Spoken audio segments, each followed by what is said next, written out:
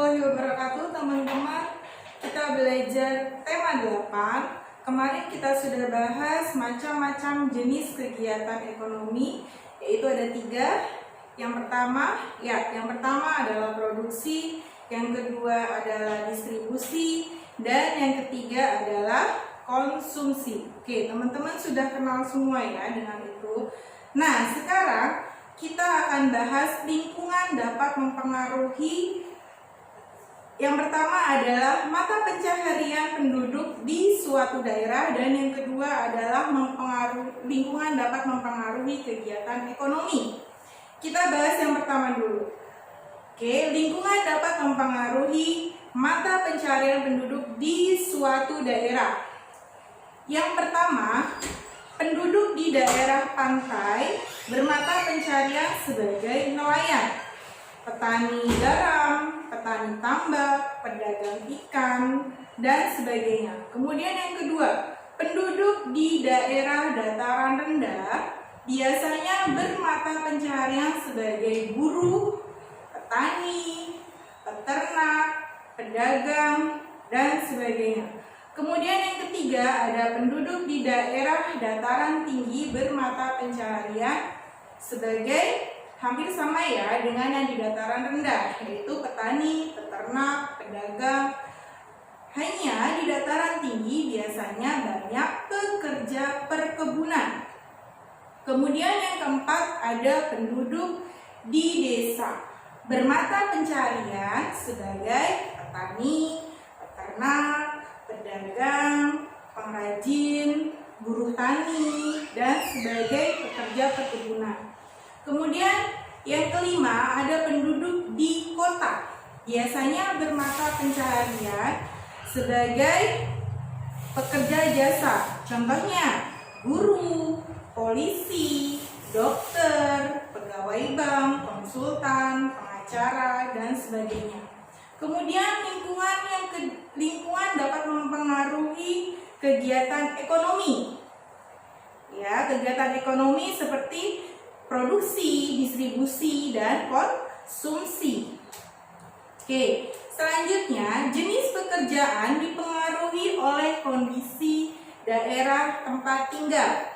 Contoh, misalnya di kota Jepara dikenal sebagai kota ukir dan penghasil furniture atau mebel, maka masyarakatnya banyak yang bekerja sebagai pengukir atau pembuat furniture. Yang pertama, proses kegiatan ekonomi dan jenis pekerjaan yang terdapat dalam pembuatan mebel atau furniture tersebut. Yang pertama, proses produksinya termasuk kegiatan produksi, contohnya kegiatan produksi perkebunan kayu jati, kemudian ada penebangan kayu jati, kemudian yang ketiga ada mengolah kayu jati menjadi kursi, dan misalnya lagi ada mengukir kursi. Sedangkan orangnya, kalau tadi produksinya adalah perkebunan kayu jati. Nah, sekarang kalau petani kayu jatinya disebut produsen. Oke. Yang kedua tadi ada produksi penebangan kayu jati. Kemudian orangnya atau penebang kayunya disebut produsen. Kemudian yang ketiga, mengolah kayu jati menjadi kursi atau pengrajin kayu disebut produsen. Oke, kita sudah kenal produksi dan produsennya. Nah, sekarang yang kedua ada distribusi. Distribusi adalah contohnya adalah mengirim furniture, mebel, misalnya kursi, lemari, dan sebagainya yang sudah jadi ke toko mebel. Jadi distribusi adalah mengirim furniture, kursi, lemari yang sudah jadi ke toko mebel. Ya, itu adalah distribusi. Sedangkan orangnya yang mengirim barang tersebut atau supirnya disebut distributor. Kemudian yang ketiga, konsumsi. Konsumsi konsumsi yaitu menggunakan kursi untuk keperluan sehari-hari. Jadi konsumsi adalah dengan kita menggunakan kursi, meja, lemari, itu merupakan disebut konsumsi. Oke, disebut konsumsi. Sedangkan orangnya atau pembeli kursi, misalnya Miss membeli kursi, berarti Miss disebut konsumen. Termasuk kalian menggunakan kursi, menggunakan meja, kalian disebut konsumen. Oke, yang selanjutnya mengelompokkan jenis-jenis pekerjaan. Ada 2 jenis pekerjaan. Yang pertama adalah pekerjaan yang menghasilkan barang, dan yang kedua pekerjaan yang menghasilkan jasa.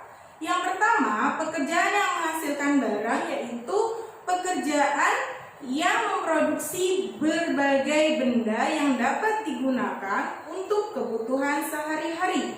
Contohnya, misalnya petani yang menghasilkan padi, kemudian nelayan yang menangkap ikan, kemudian ada peternak, dan sebagainya. Nah, yang kedua, jenis pekerjaan yang kedua adalah pekerjaan yang menghasilkan jasa, yaitu pekerjaan yang tidak menghasilkan barang atau menghasilkan jasa. Contohnya, jasa guru, dokter, polisi, pengacara, dan sebagainya. Kemudian, menjelaskan cara kegiatan ekonomi di lingkungan sekitar. Contoh, misalnya masyarakat di sekitar tempat wisata di Yogyakarta, yaitu Parangtritis, memiliki corak kegiatan ekonomi produksi dan distribusi, yaitu pada umumnya masyarakat di sekitar Parangtritis Yogyakarta pada umumnya bermata pencaharian sebagai misalnya penjaga tiket, juru parkir, pemandu wisata, pedagang cenderamata, atau pengrajin cenderamata. Nah, dari tempat wisata di Jogja, sekarang kita akan membahas ikon atau keunikan dan julukan-julukan kota-kota di Indonesia. Julukan kota-kota di Indonesia.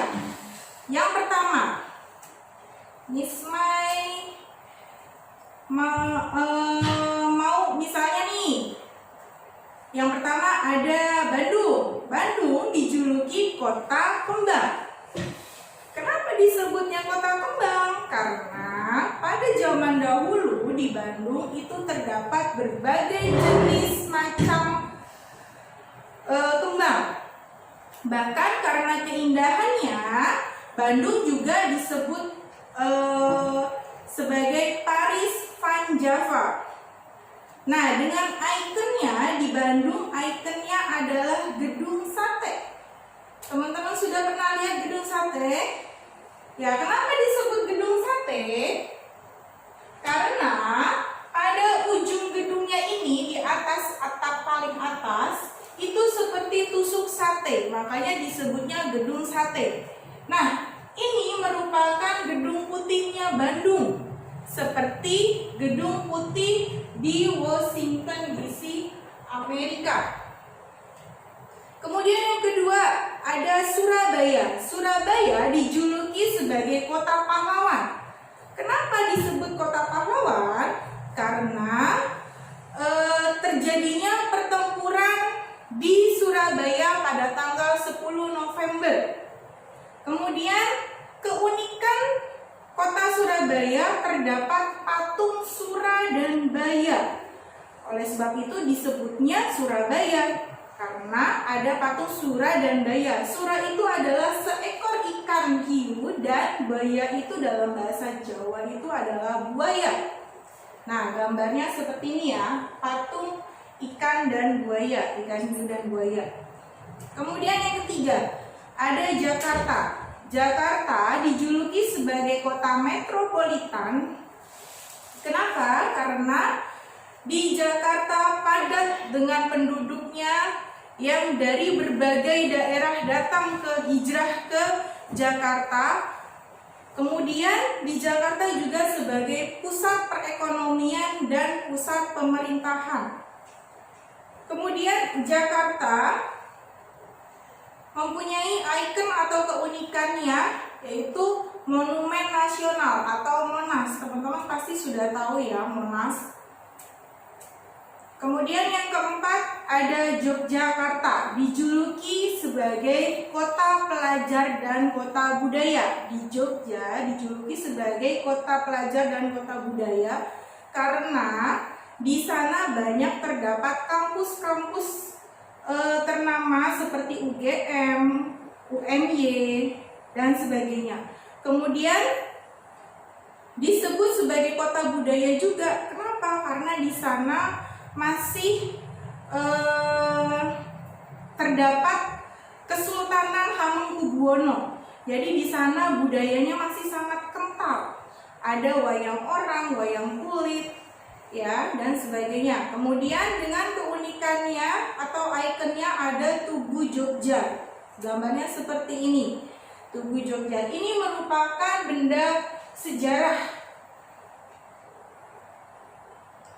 Kemudian ada yang kelima ada Padang. Padang dijuluki kota tercinta karena pemandangannya yang sangat indah dan sangat dikagumi.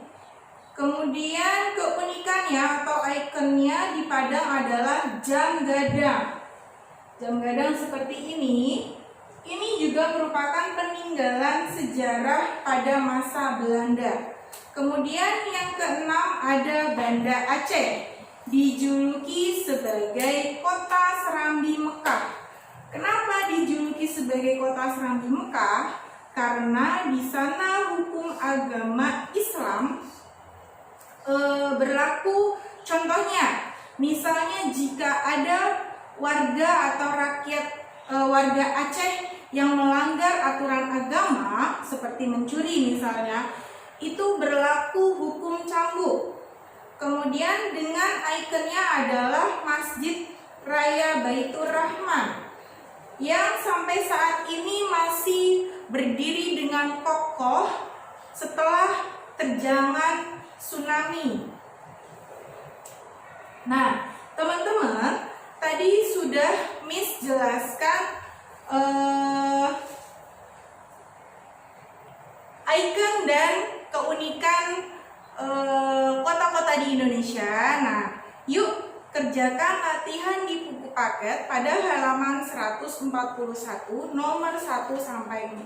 Oke. Dari Miss cukup sekian. Wassalamualaikum warahmatullahi wabarakatuh. Waalaikumsalam.